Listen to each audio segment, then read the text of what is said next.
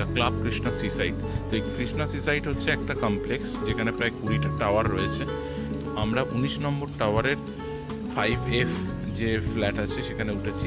B my guest অভিনন্দিতা ম্যাডামের সঙ্গে phone করে কথা বলে আমরা 3 দিনের জন্য অ্যাপার্টমেন্টটা নিয়েছি। ছোট্ট 1 BHK অ্যাপার্টমেন্ট, যেরকমটা ফটোয় দেওয়া আছে এক্স্যাক্টলি সেই জিনিসটাই রয়েছে। ইনভার্টার থেকে শুরু করে সমস্ত রকম ফেসিলিটি রয়েছে। ঢুকলেই, দরজা দিয়ে ঢুকলেই আপনারা যেটা দেখতে পাবেন সেটা হচ্ছে একটা কমন ডাইনিং কাম কিচেনে।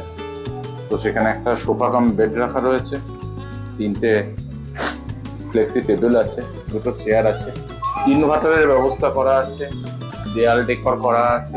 সাথে এই কাবার্ডের মধ্যে সমস্ত রকম বাসনপত্র, ইভেন মিক্সার গ্রাইন্ডার থেকে শুরু করে আপনার রান্না করার যাবতীয় জিনিসপত্র সব এখানে পেয়ে যাবেন, including pressure cooker, chopping board, ছুরি থেকে আরম্ভ করে সবকিছু। সাথে একটা বেসিনও আছে অ্যাটাচড, আরো পিউরিফায়ার লাগানো রয়েছে অ্যাকোয়াগার্ডে। ওয়াইফাই আমাদের সঙ্গে শেয়ার করে দিয়ে গেছে, আর এর সঙ্গে অ্যাটাচড একটা বেডরুম আছে। কি জুতোটা রেখে, জুতোগুলো এখানে তোলে না বাবা।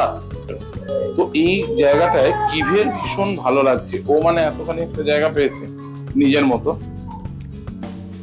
দেখুন ভেতরে একটা ছোট্ট সোফা আছে, আর সাথে এখানে একটা ডাবল বেড আছে, উইন্ডো এসি, আর জানলা দিয়ে পুরোটা ওপেন।